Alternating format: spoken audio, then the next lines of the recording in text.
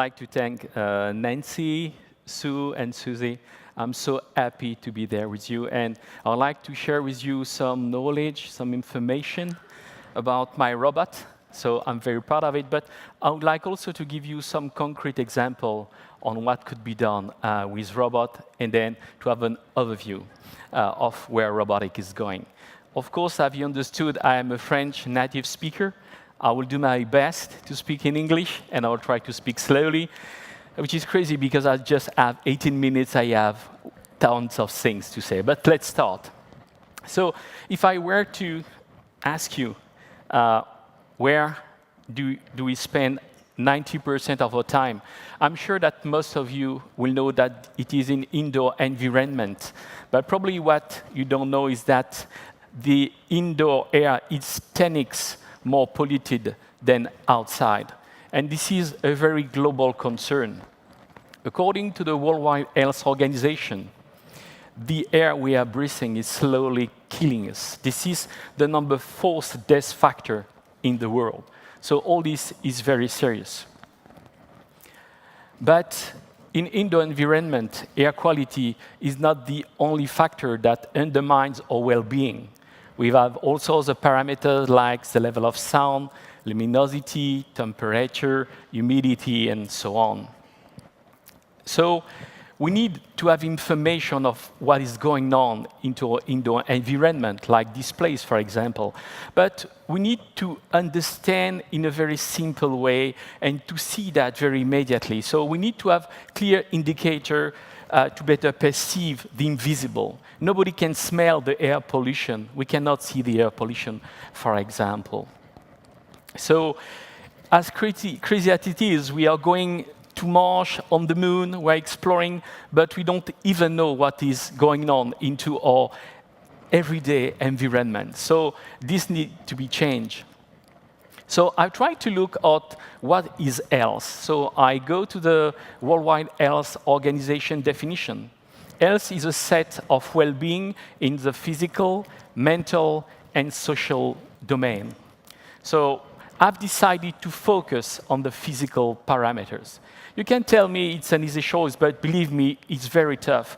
For example, if you look at the latest research on air quality, on indoor air quality, you see that there is a modification on the aerolic due to tens of parameters, such as the central air, creating artificial ventilation, and so on. And there is a clear need now to address what we call the low air stratum. It means mostly the air that we are breathing.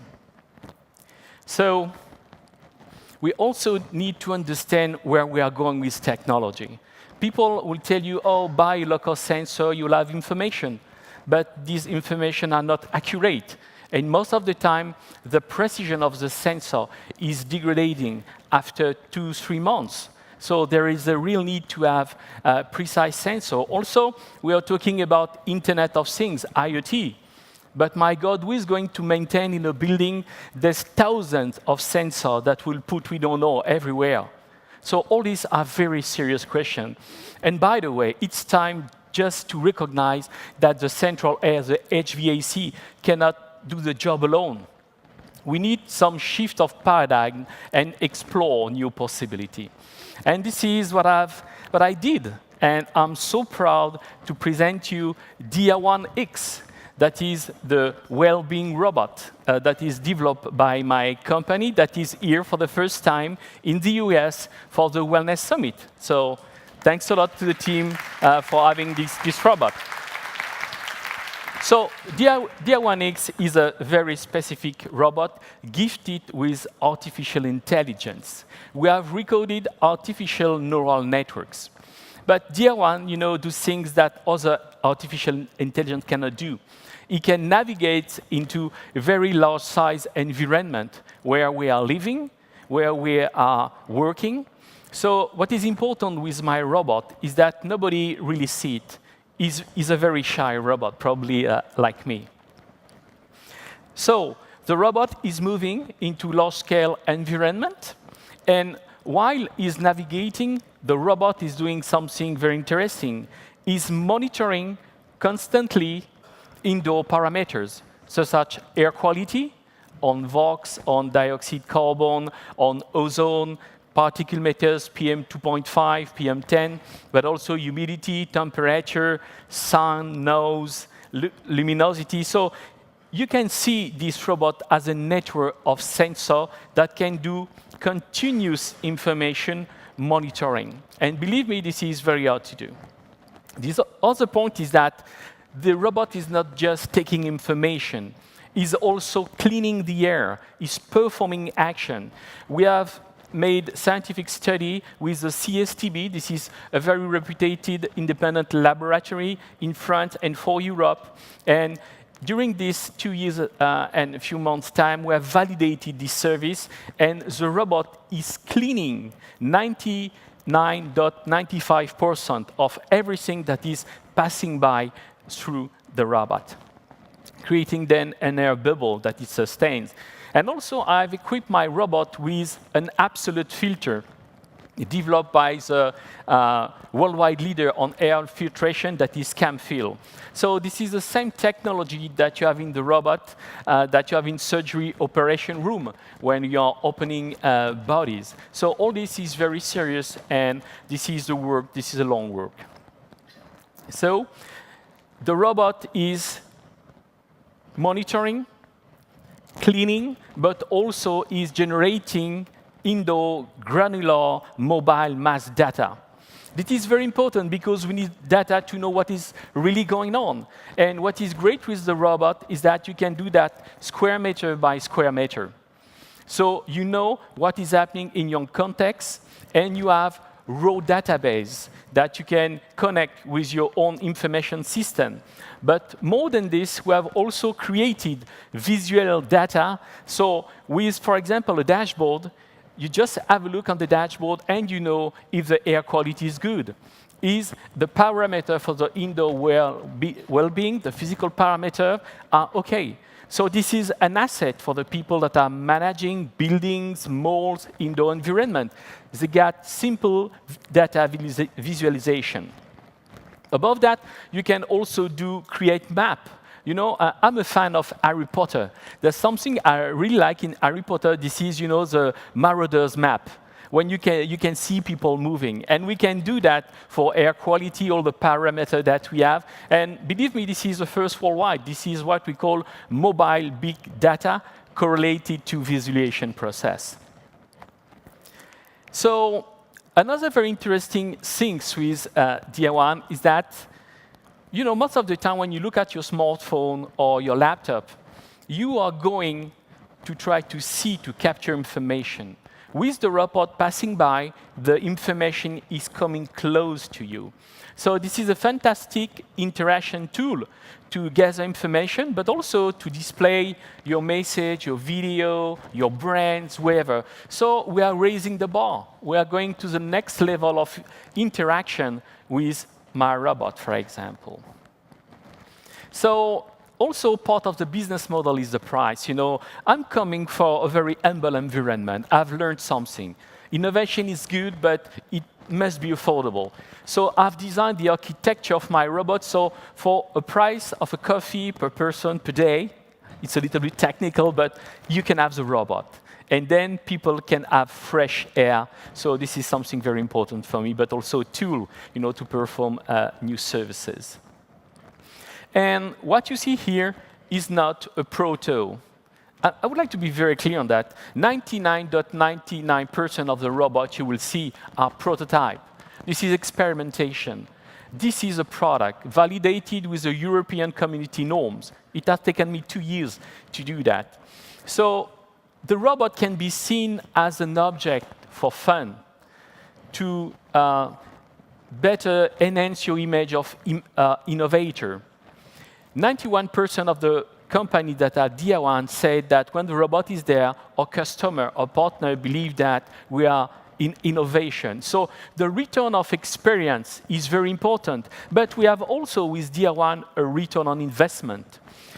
What I want to say is that if you invest $1 in DR1 project, you will see that the return will be much more than $3 for each dollar. Why? Because I just take an example. The robot is in a mall, for example, is talking to the central air, is saying, hey, the air quality is good here. You don't have to run at 100%. Sometimes we're very cold, you know. You can do modulation. You run at 90%, and then the people are doing massive savings on their energy bill. And the robot can also say, oh, the air quality here is not going to be good in 1 hour. We're making prediction. So you can accelerate central air, please accelerate, and I'm co-working with you. And then we save 50% of the time, you know, to reestablish a good air quality. And when you know that one of the key factors is to reduce the exposure of the people to the pollution, the exposure time, so you know how the robot is very useful to cooperate with the air central. So all this, you know, this is information to say that now we have something. But robotics and artificial intelligence is just much more than one robot. It's about ethics. You know, there is a lot of debate in the society if we should have robots. Is it going to take the place of the people, the job of the people? My answer is that we can have robots that are very useful to people, and then they are creating their own space by doing things good for people, good by the planet, for helping to manage the energy, and by creating jobs. And also, my robot do not have arms, legs. It is a simple, it's not scaring. This is not a robot to make war. So ethics will be part of the business model. And this is where we should stay that human must stay at the center of the activity. So this is not a robot that should drive us or the artificial intelligence. It is time to decide what we want, what we don't want, and to say it. And this is why I'm very proud to bear the chair of Robo and Ethics in France, in Grenoble, where not just the professional, not just the researcher can imagine the world for the 10 years that are coming, but also people like you and me can come to say, okay, I would be happy with that, but I don't want that. Think about, for example, the smartphone. People are sucking your everyday data. Sometimes you like it, you're okay with that. Sometimes you don't want this to happen. So it's good now to say what we want, what we don't want. And also, artificial intelligence and robotics is about what we want for future. You know, there is an evolution path. We know that we are the dominant design today. But what's going to happen with more robots, or if we embed into a system more intelligence, more technology? I mean, it's really us to decide where we want to go. It's really us to influence the people and not let everything happening. And I can tell you by experience, if we are vocal on what we want and what we don't want, the manufacturer, the guy that are studying what they call our usage of technology, they will modify the strategy to better fit to our needs. So there is space for robotics, and I will embrace everybody to embrace, I say, to love technology, because we don't have choice. It's going to happen. You like it, you don't like it, technology will come in your life, but you can decide for which part, at what time, and more important, at what space of time, what rhythm. We don't want everything to go fast. We need to upgrade our knowledge, our system, to be able to understand what's going on, to have the control of the new service that will be here in our everyday life. So finally, you know, a few months ago, a French scientific magazine put my robot close to Wall-E. You know, Wall-E is the ecologic bot. So I was very proud of that because it gives a positive image of my robot. But frankly, this is what we should think where technology could bring us. I mean, it should be fun. It should be nice to see robot. It cannot be something that disrupts your life.